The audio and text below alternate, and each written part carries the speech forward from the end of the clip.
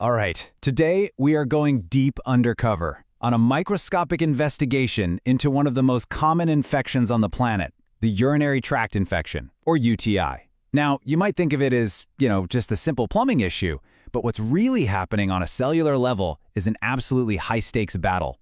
We're talking sophisticated bacterial weapons, our body's own desperate defenses, and the incredible forensic science trying to track down the culprits.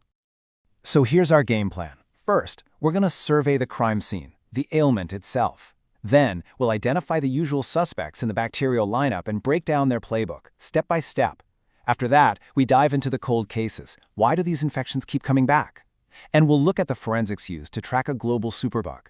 And finally, we'll see what happens when things really escalate into a full-blown systemic crisis. Okay, first up, the crime scene. What in the world is a urinary tract infection? So many of us know these symptoms all too well, right? That constant nagging urge to go, the burning sensation, it's just miserable. But to really understand what's going on, we have to look way deeper than just the symptoms. What's actually happening inside our bodies? A UTI isn't really one single thing. It's more of an umbrella term for an infection that can pop up anywhere along the urinary path, starting from the urethra, moving up to the bladder, and potentially all the way to the kidneys. And this is absolutely key. Location is everything. An infection that's just in the bladder, that's called cystitis. But if those exact same bacteria manage to travel up to the kidneys, it becomes pyelonephritis, and that is a much, much more serious situation. Same goes for prostatitis in the prostate and urethritis in the urethra. The name changes, and believe me, so does the danger level. Doctors also kind of assign a threat level. They'll classify a UTI as either uncomplicated or complicated. Now, an uncomplicated UTI is the one we see most often. It's a localized bladder infection in an otherwise healthy person. But it gets upgraded to complicated when other factors come into play, like if there's a catheter involved, an underlying health issue, or, crucially, if the infection spreads beyond the bladder and starts triggering body-wide alarms like fever and chills. Okay, so we've got a handle on the crime scene. Now, let's bring in the suspects. It's time to meet the microbial rogues gallery behind these infections. And as you can see from the evidence here, while there are a few potential culprits, one of them just dominates the field. In a staggering 75% of uncomplicated cases, our main perp is uropathogenic E. coli, or UPEC. Of course, it's not always a solo mission. Other bacteria like Klebsiella pneumonia, Staphylococcus saprophyticus, Enterococcus species, Group B strep, Proteus mirabilis, Pseudomonas aeruginosa, and even Staphylococcus aureus can get in on the action. Sometimes even fungi, like Candida species, are involved. But UPEC? That's our public enemy number one. So we've got our prime suspect, UPEC.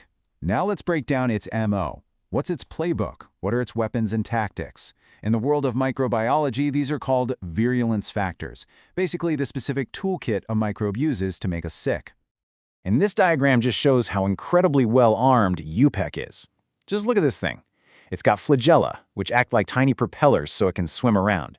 It has these hair-like structures called pili, which are basically grappling hooks for latching onto our cells. And it can even deploy powerful toxins like hemolysin and cytotoxic necrotizing factor to cause direct damage to our tissues. It is a microscopic war machine. And this invasion isn't just random. It follows a very precise 5-step plan. Step 1, and this is the most important, is adhesion, getting a solid foothold on the bladder wall. From there, it actually invades our own cells, then replicates into this massive community and then bursts out, triggering a huge inflammatory response that brings in immune cells called neutrophils. Our body's last-ditch effort is a kind of scorched earth tactic called exfoliation. It literally sheds its own lining to try and flush the bacteria out. Now this table breaks down the absolutely crucial lock and key system UPUPC uses. This is how it hangs on so tight. Check out the type 1 fimbria, that's the grappling hook. On its very tip, there's a protein called an adhesin, specifically FAMH, that's the key, and it is perfectly shaped to fit into mannose receptors on our bladder cells, that's the lock. It also has a different set, the P. fimbriae, with their PAPG adhesin that target digalactoside receptors usually found higher up in the urinary tract. It's an incredibly specific system that makes it almost impossible for our bodies to just wash them away. But here's the thing. Even after the first battle is won, the enemy can come back. And this brings us to the problem of persistent threats. Why on earth do UTIs return, and what makes them even trickier in a hospital setting? The numbers are pretty stark. For 20 to 30% of women who get a UTI, it's just the beginning. It turns into this frustrating, painful cycle of infection, treatment, and then another infection. But what's the biological reason this happens so often? Well, a key reason is that UPIC is just unbelievably devious. It doesn't just hang out on the surface. It invades our bladder cells and creates these fortress-like structures called intracellular bacterial communities, or IBCs. Inside these pods, they are completely shielded from both antibiotics and our immune cells, which lets them multiply in total safety. And if that wasn't clever enough, some of the bacteria go a step further. They form what are called quiescent intracellular reservoirs, or QIRs. These are small groups of dormant bacteria that just wait. They completely stop replicating and can hide out for weeks, even months, basically acting as sleeper agents, ready to reactivate and launch a brand new attack whenever conditions are right. Now, when you introduce a catheter into the equation, you add a whole new surface to the battlefield.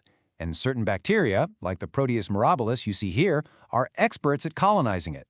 It uses a special enzyme called urease to create this hard, crystalline biofilm right on the catheter surface. You can see it forming there. It's like a hardened shield that makes the infection incredibly difficult to get rid of. To fight an enemy this sophisticated, you need really good intelligence. So, scientists have essentially become detectives, using what you could call bacterial forensics to track the spread of specific strains all around the globe. One of the classic forensic techniques is called serotyping.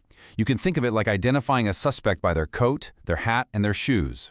Scientists use antibodies to recognize very specific markers on the bacteria's surface. The O antigen from its outer membrane, which is part of the lipopolysaccharide, the K antigen from its protective capsule, and the H antigen from its flagella. But for a much more precise ID, modern labs use a method called multi-locus sequence typing, or MLST. This is basically bacterial DNA fingerprinting. They sequence a handful of core housekeeping genes. These are genes essential for the bacteria's basic survival, and the unique combination of those gene sequences gives each strain a specific ID number, called a sequence type or ST number. This lets them track the global spread of identical genetic clones with incredible accuracy. And this DNA fingerprinting has uncovered a real public enemy number one, a clone called ST131. This thing is a true superbug.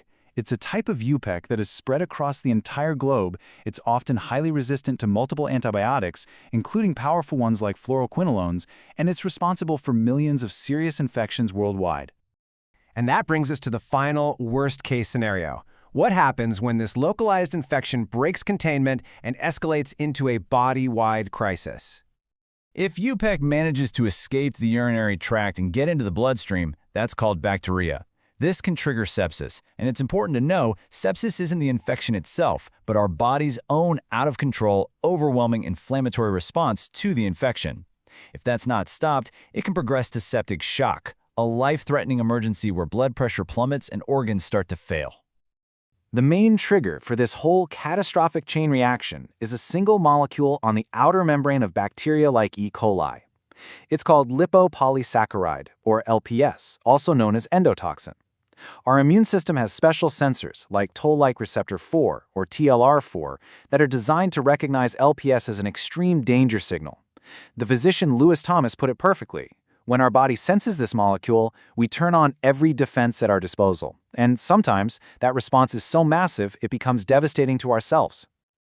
So this investigation has really revealed a sophisticated, adaptable, and dangerous enemy. We've looked at its weapons, its tactics, its secret hideouts, but with multi-drug-resistant superbugs like ST131 becoming more and more common across the globe, this microscopic war is far from over. And that leaves us with the real question: how are we going to adapt our own strategies to win?